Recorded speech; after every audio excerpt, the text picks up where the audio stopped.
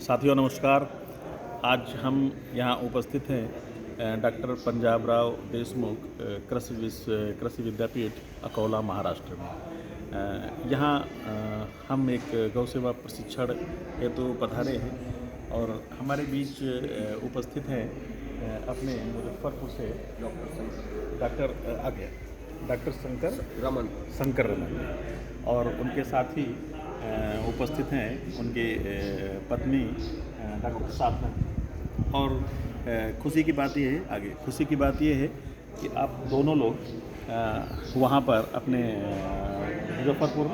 मुजफ्फरपुर बिहार में ये जो छत पर बागवानी की जो तकनीक आई है खेती की, इसमें हम जो अपनी छत पर जो खाली छत रहती है उस पर हम पौधों की खेती करते हैं। उस पर मिट्टी डाल करके और उस पर एक उचित वातावरण बना करके पौधों को उगाते हैं। तो उस बागवानी का कार्य आप दोनों लोग बहुत ही सफलतापूर्वक कर रहे हैं अपने मुजफ्फरपुर में। तो हम इन्हीं बिंदुओं पर आदरणीय शंकर रमन जी से और उनकी पत्नी श्रीमती साधना जी से उसी बात पर कुछ बात करेंगे कि कैसे आप उसको सफलतापूर्वक खेत में वहाँ अपनी छत पर कर रहे हैं, कितने हिस्से में कर रहे हैं, कौन कौन चीज़ कर रहे हैं, उसमें क्या लागत लगा रहे हैं, उसका आउटपुट क्या मिल रहा है। और एक सामान्य समाज के लिए, कॉमन मैन के लिए, जैसा कि शहरों में अब नगरीकरण हो रहा है, शहरों में बिल्डिंग्स बन रही हैं, उस पर छतें खाली रहती हैं, तो उस पर कैसे कोई एक कॉमन व्यक्ति अच्छी सफलतापूर्वक छत पर बागवानी कर सकते हैं। तो हम इस पर सबसे पहले शंकर रमन जी से चाहेंगे कि इस पर कुछ फोकल पॉइंट बताने की कृपा करें। उसके बाद कुछ क्वेरीज होंगी, कुछ फोकल पॉइंट डॉक्टर साधना जी के माध्यम से आएंगे, फिर कुछ क्वेरीज होंगी, उस पर हम बात करेंगे। हाँ, डॉक्टर शंकर रमन जी। सन 2015 में संघ के महानगर प्रचारक रोशन राणा की प्रेरणा से हम दोनों ने छत पे सब्जी उत्पादन कार्य का प्रारंभ किया। सबसे पहले तो हम लोग थोड़ी दूर में सब्जी उत्पादन शुरू किए, तो उसमें हमें सफलता मिली। तो फिर हमने अपने को थोड़ा सा बढ़ाया। हमने छत पे ईंट की रेलिंग की जुड़वाई करा करके उसमें मिट्टी पैक करके काम शुरू किया, क्योंकि उस समय मुझे अनुभव नहीं था कि और किस किस विधि से हम लोग कर सकते हैं। फिर धीरे धीरे हम लोगों को अनुभव होते गया। उसके बाद फिर हमने पॉली बैग में, उसके बाद मोबिल के प्लास्टिक के पुराने डब्बों में काम अपना प्रारंभ किया। आज विगत 5-6 वर्षों से हम लोग अपने छत पे सब्जी उत्पादन का काम कर रहे हैं और हमें लग रहा है कि करीब 4 वर्षों से हम लोग के घर में आलू का और प्याज छोड़ करके कोई भी सब्जी नहीं आ रही है। बाकी सभी सब्जियां हमारे अपने छत से ही उपलब्ध हो जाती है। उसके बाद मन में आया कि क्यों ना हम लोग कुछ फलदार वृक्ष का भी पेड़ लगा दें ताकि हमें फल की भी प्राप्ति हो। तो प्रयोग के लिए सबसे पहले हम लोगों ने 2 वर्ष पूर्व एक नींबू का पेड़ लगाया। जब देखा कि नींबू जब फलने लगा है, अच्छी फल दे रही है, तो फिर हम लोगों ने सोचा कि चलो जितने भी प्रकार के फलदार वृक्ष होते हैं कोशिश करते हैं कि हर का एक पौधा हम लोग लगाएं। फिर हम लोगों ने सेब लगाया, अंजीर लगाया, नाशपाती लगाया, बेदाना लगाया, नारंगी लगाया, शरीफा लगाया, सीताफल लगाया और ये सभी फल हमारे छत पे अभी तो फूल आ गए हैं। अमरूद हम लोग काफ़ी खाए भी हैं, बड़ी बड़ी साइज़ की अमरूदें हुई हैं।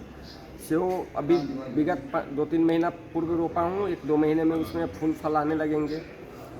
इसी तरह से हम लोग कर रहे हैं ताकि हमें ऑर्गेनिक प्राकृतिक सब्जी का मिल रहा है। ये सब्जी खाने से कारण क्या हुआ है कि अब हमारे घर से बीमारी भी समाप्त हो गई। पहले जो हमारे घर में बराबर तबीयत खराब हो जाती थी, हमारे बच्चे का, हमारे पत्नी का या खुद मेरा भी स्वास्थ्य खराब हो जाता था।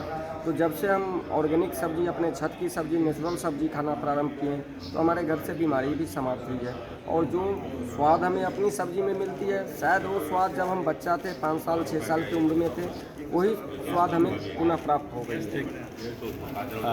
निश्चित रूप से आप ये सब बहुत अच्छी सफलतापूर्वक कर रहे हैं और आपके साथ में ही डॉक्टर साधना जी हैं। वहाँ पूसा कृषि विश्वविद्यालय में आप एज ए गेस्ट लेक्चरर हैं और MSc उसे मैथ से हैं और बेसिक साइंसेज में वहाँ पढ़ा रहे हैं, क्योंकि आप भी बराबर आपके साथ इस कार्य में साथ निभा रही हैं।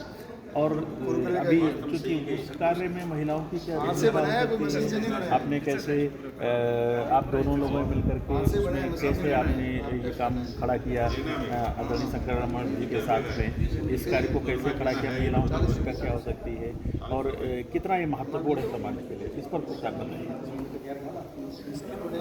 शुरुआत दौर में तो ये वर्क कर रहे थे, उन्होंने जैसे बताया कि जिला प्रचारक महानगर प्रचारक मुजफ्फरपुर और सराना की प्रेरणा से ये शुरू किए, ये देखे हुए थे।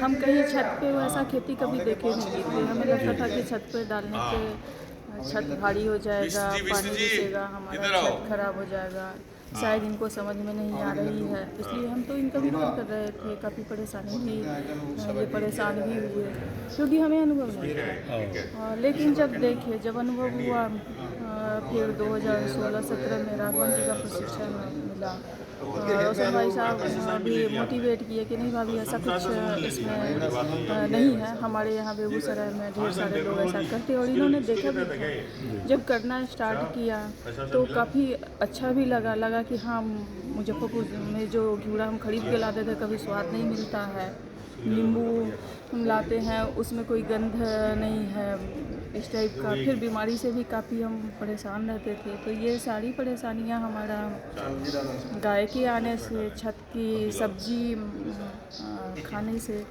अपने आप में काफ़ी सुधार लगा। फिर जब अपने आप में अच्छा लगता है तो लोग उस बातों को रखता है। वही चीज़ हमारे साथ हुआ और फिर आज की डेट में हम दोनों साथ में कर रहे, साथ में तो उस टाइम में भी करते थे, लेकिन मन में चलती थी कि नहीं ये छत घिस जाएगी, या जैसे अभी नए लोग शुरुआत में कहते हैं कि जितने क्वेश्चन आते हैं वो सारे क्वेश्चन मेरे भी मन में आया था। लेकिन आज के डेट में सब कुछ अच्छा चल रहा है। मेरा छत पे हमें फूल लाने की भी कहीं और से आवश्यकता नहीं पड़ती है। फूल की खेती, फल की खेती प्लस सब्जी की खेती, और ढेर सारी चिड़ियाँ सुबह सुबह जब छत पे जाते हैं तो जो हमारे क्षेत्र में विलुप्त हो रही थी। बचपन में कौवा देखे हुए थे, वो कौवा नहीं मतलब देखने को मिलता था, पूछते भी थे कि कौवा नहीं दिख रहा है। बचपन में तो हम लोग के हाथ से रोटी लेके चले जाते थे, कौवा आज दिख नहीं रहा है। लेकिन आज के डेट में हम जब सुबह जाएंगे छत पे तो हमारे छत पे कौवा, कबूतर, मैना, ढेर सारी पक्षियों का लगा रहता है। कभी कभी तो वो लोग ऐसा करती है कि एक बार हम फसल लगाए वो सबको चुन करके खा जाती है, हमको भी फिर दोबारा पौधा लगाना पड़ता है। फिर भी उसको देख करके इतनी संतुष्टि लगती है कि इनको भी दिखा रहे, चलिए ना देखिए छत पे कितना अच्छा लग रहा है। सब जाएंगे, फुर से उड़ जाएगी, लगेगा कि हमें कोई पकड़ने आया। फिर जब 2 मिनट हम लोग बैठेंगे फिर आकर के चुनेगी, तो हम लोग कुछ दाना पानी वगैरह भी रख देते हैं ताकि अच्छा है। तो ये सब देख करके भी काफ़ी अच्छा लगता है कि पक्षियाँ भी आ रही है। मतलब नीचे में जहाँ पर गाय रहती है वहाँ पर भी बहुत सारे बगुला वगैरह भी आ जाते हैं, जो विलुप्त प्राणी मतलब जो देखने को नहीं मिलता है, वो सब भी यहाँ पर आ रहे हैं। और छत पर जाने पर अपने आप में काफ़ी फ्रेशनेस महसूस होता है, लगता नहीं है कि हम घर छोड़ करके कहीं और जाओ, वृंदावन अपने घर में लगता है। तो ये जैसे इसके साथ खास बात ये भी है कि आप एक गाय भी पाले हैं और गौ आधारित जो छत पर बागवानी हो रही है, तो आप काऊ बेस्ड वर्क कर रहे हैं और ये बहुत ही अच्छा स्वास्थ्यवर्धक चीज़ें पैदा करके, और आप दोनों लोग बहुत अच्छा कर रहे हैं। और इसके आगे भी, इसके अलावा जैसे वहाँ जब आपने काम शुरू किया तो नगर में, मोहल्ले में आपको को देख करके बहुत से लोगों ने इस काम को खड़ा किया, जैसे आपने कल बताया था, और उसका और निरंतर विस्तार कर रहे हैं। क्या आपके मन में आता है, क्या इसको कहाँ तक ले जाने का है? यही एक आखिरी प्रश्न आप इसको करके और हम बाइंड अप कर देंगे कि क्या इसका कहाँ तक आपने सोचा इसको करने के लिए? इसको अभी तो हमारे मोहल्ले में करीब 32 परिवार में हमारे छत को देख करके लोगों ने करना प्रारंभ कर दिया है। मेरी इच्छा है कि ये हमारे ज़िला में कम से कम जितनी भी छतदार मकान है हमारे महानगर में, कम से कम सबसे पहले स्टेज में उस पर तो खड़ा हो जाए, और खड़ा होना प्रारंभ भी हो गया है। और आज महानगर में जब आप मुजफ्फरपुर महानगर में आएंगे तो चंदलोक चौक पे एक उर्मिला जी हैं, उनकी छत पे देखेंगे, वो तो हमसे भी आगे 2 कदम निकल गई हैं। उनकी छत पे तो हमसे भी अच्छी सब्जी हो रही है। और अपना छत पे काम शुरू करने के बाद अब मेरा एक व्यापार भी हो गया। अब शहर में क्या है कि छत तो है, लोग के पास मिट्टी नहीं है। अब उन्हें जब मैं कहता हूँ कि काम शुरू करो तो उन्हें मिट्टी की समस्या आती है, तो अब मैं मिट्टी बिक्री का भी काम प्रारंभ कर दिया हूँ और अपनी गौ माता की गोबर से घनजीवामृत बना करके भी लोगों को देने का काम प्रारंभ कर दिया हूँ। तो मैं तो ये चाहूँगा कि हर एक के छत पे हो जाए, जितना जल्दी हो इसमें लगा हुआ हूँ। बहुत बहुत धन्यवाद। ये बहुत कार्य आपका सफल रहे।